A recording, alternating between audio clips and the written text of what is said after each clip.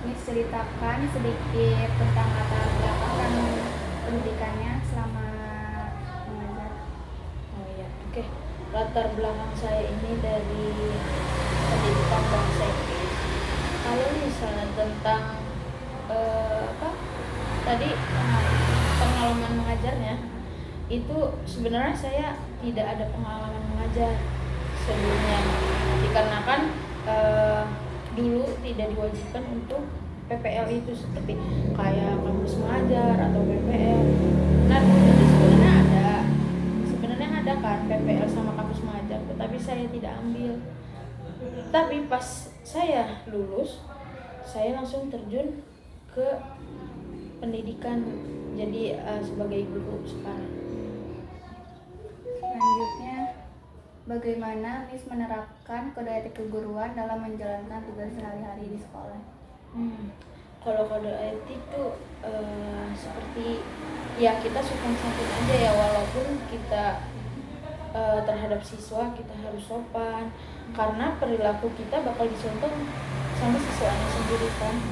Nah, kayak berlaku adil aja lah, berlaku adil. Jadi nggak boleh membeda-bedakan satu sama lain, apalagi di sekolah Miss ini tuh ada anak ABK. Jadi anak ABK sama anak biasa tuh, anak normal tuh harus tetap sama aja. Nah, tapi kayaknya kita harus lebih namanya tuh apa? Bukan ini ya, bukan kita membedakan, cuman ya ada khusus lah untuk anak ABK. Selanjutnya, apa saja jenjang pendidikan yang Miss tempuh untuk menjadi seorang guru, dan apakah ada pelatihan tambahan yang penting dalam profesi? Jenjang pendidikannya yang pastinya ya menjadi guru itu minimal harus sarjana dulu ya. Setelah sarjana, untuk tahun ini pun tahun kemarin sudah diwajibkan pelatihan PPG ya. Jadi jadi sebelum kita untuk menjadi guru, kita harus mengikuti pelatihan itu PPG. Itu tuh sama saja dengan itu tuh profesi guru yang gimana kita tuh bakal jadi guru, tetapi harus melewati PPG dulu. Sekarang tuh untuk tahun sekarang diwajibkan untuk itu.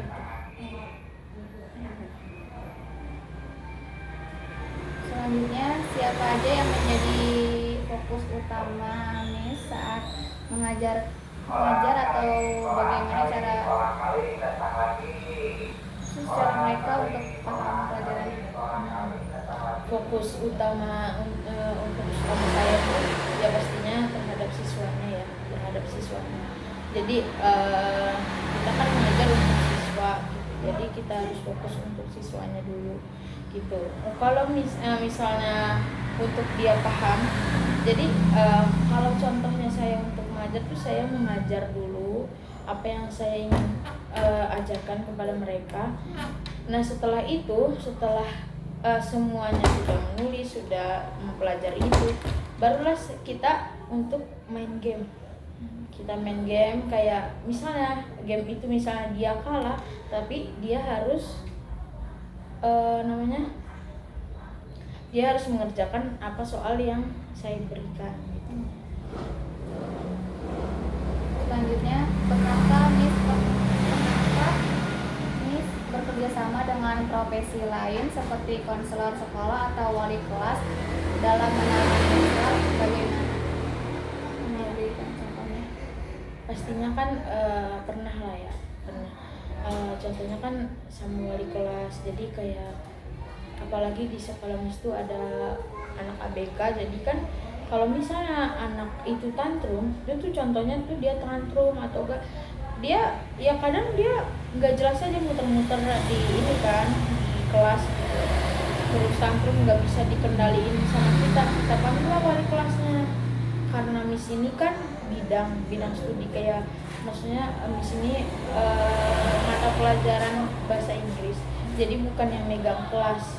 Jadi si anak itu kan karena misalnya anak kelas 4, jadi kita carilah itu wali kelasnya, wali kelas 4.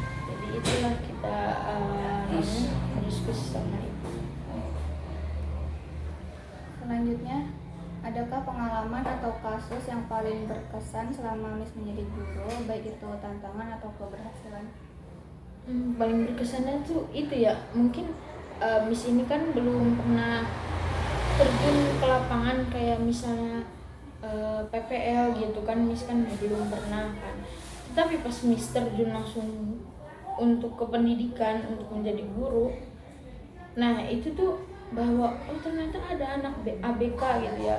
Nah itu kan sesuatu yang menurut Miss tuh oh ternyata tuh di SD negeri itu ternyata ada anak ABK gitu kan.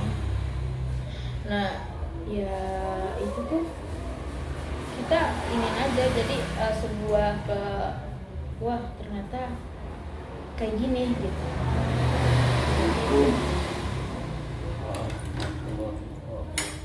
Selanjutnya, apa aja tantangan atau isu profesional yang sering dihadapi oleh guru di era pendidikan saat ini?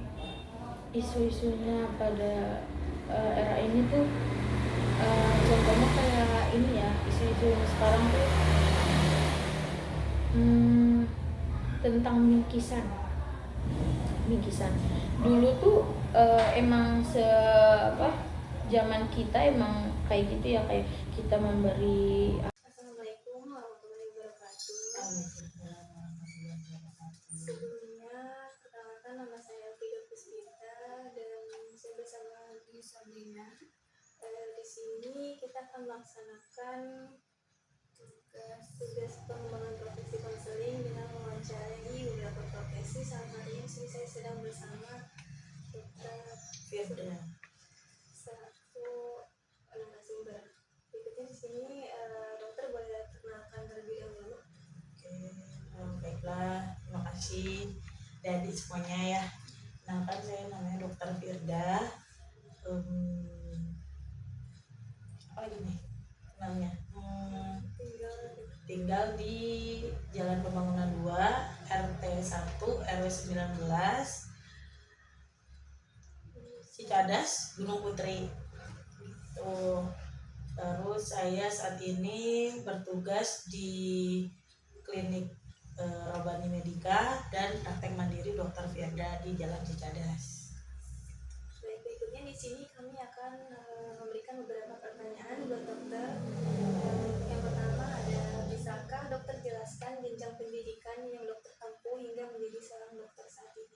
Oke, saya masuk di kedokteran. Awalnya saya itu kuliah di Universitas Malahayati di Bandar Lampung, masuk di tahun 2011. Saya menempuh perjalanan pendidikan itu sekitar 3,5 tahun di bangku kuliah. Lanjut saya melaksanakan koas itu sekitar 2 tahun di Medan. Lanjut setelah koas saya melaksanakan internship 1 tahun di RSUD Cilengsi, Jonggol. Itu lalu saya setelah selesai internship 2018 atau 19, saya melanjutkan praktek di Tangerang. Di Tangerang itu di klinik di Tangerang. Lalu saya setelah menikah saya merantau lagi ke Cicadas. Gitu. Selanjutnya, bagaimana peran kode etik kedokteran dalam membimbing saat menghadapi dilema atau keputusan sulit dalam praktik? Jadi kita itu dalam dunia kedokteran itu ada yang namanya Ikatan Dokter Indonesia. Ikatan Dokter Indonesia itu mencakup pusat ya. Kalau Ikatan Dokter Indonesia itu dia pusat, terus ada banyak kode etik yang lain. Untuk di cabangnya lagi ada namanya kita misalnya saya menempatin di mana Bogor, berarti ada Ikatan Dokter Indonesia cabang Bogor. Nah itu nanti dia akan kita masuk anggota itu. Masuk anggota itu udah pasti kalau kita mempunyai problem, kita case ke mereka untuk dilakukan konseling biasanya di sana. Di sana nanti akan dilakukan ya seperti sama yang lain lah, kayak sidang tertutup antara kita menanyakan apa gimana jalan keluarnya seperti itu. Perannya sih sebenarnya ID ya gitu. Nah ikatan ya, jadi itu seperti kayak kita kan sesama dokter itu namanya sejawat. Jadi di ID itu adalah sejawat kita sejawat itu kayak nadi kita, jadi saudara walaupun tidak sekeluarga gitu. Jadi kita rembukannya di ID itu gitu. Berikutnya, apa fokus atau objek praktik medis yang dokter tangani dalam keseharian sebagai dokter? Kalau sebagai dokter umum sebenarnya luas ya.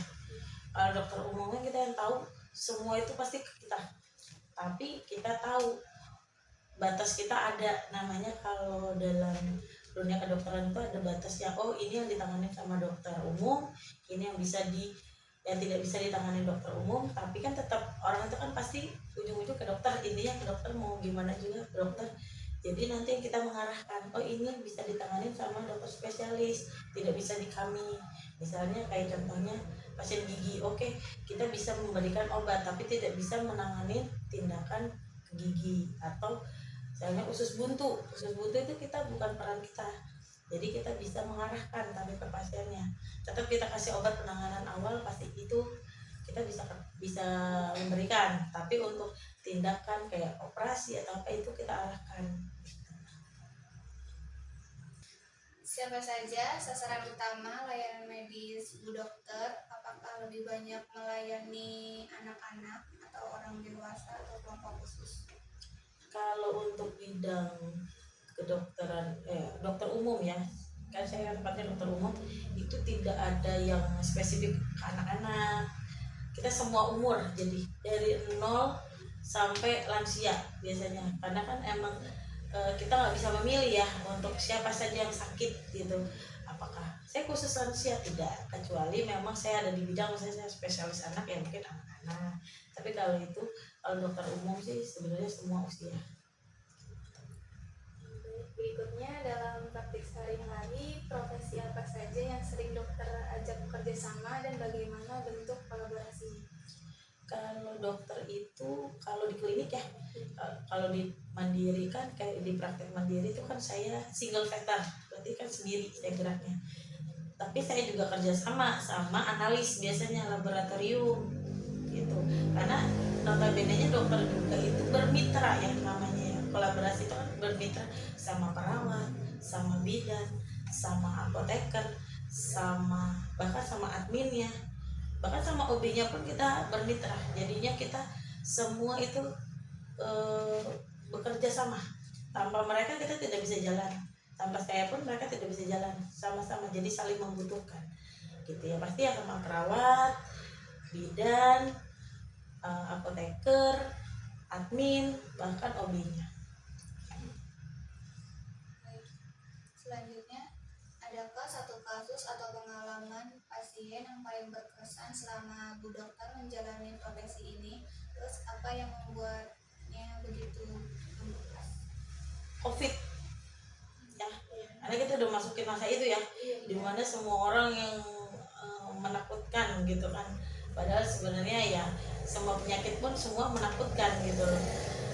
Yang paling berkesan sih COVID ya, karena dramatisirnya cukup wah gitu kan. Kita harus pakai pakaian tertutup, harus interaksinya jauh dari pasien, padahal notabene-nya kita kalau ke pasien ya harus dekat gitu kan, maksudnya harus periksa, harus komunikasi banyak gitu kan, karena emang sumber utama menegakkan diagnosa ya dari anamnesa, dari interaksi gitu.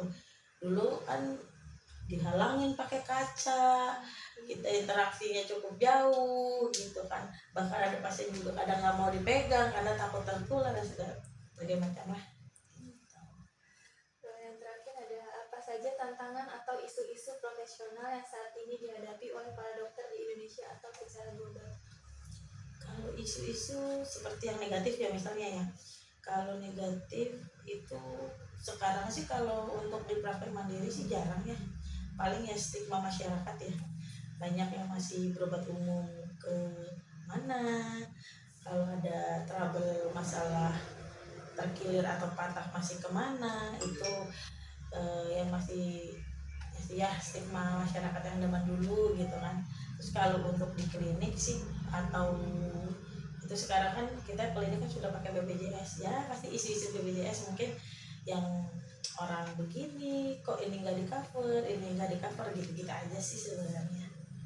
Itu dilemanya gitu. Kalau masalah yang lain kayak itu mah sebelumnya jarang ya.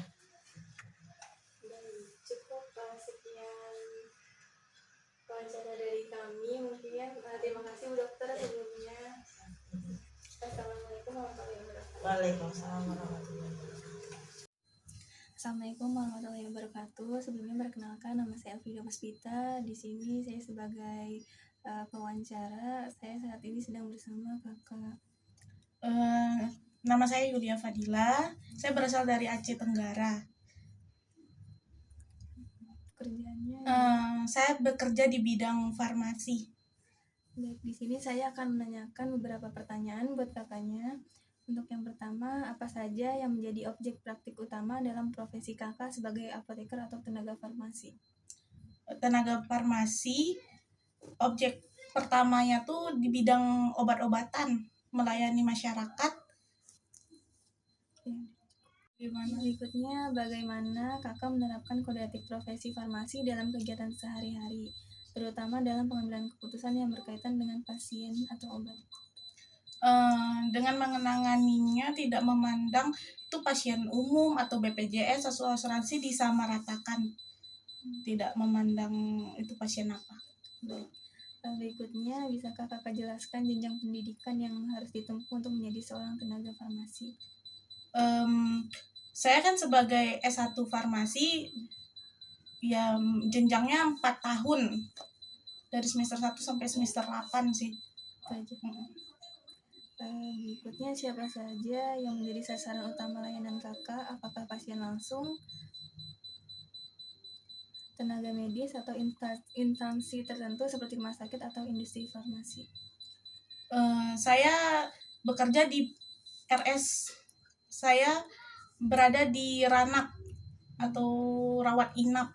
Jadi saya berkomunikasi dengan dokter, perawat, bidan, ya. Berikutnya, sejauh mana kakak berkolaborasi dengan profesi lain seperti dokter, perawat, atau tenaga laboratorium? Tapi kan biasa di rawat inap tuh ada resep tertulis dan resep online.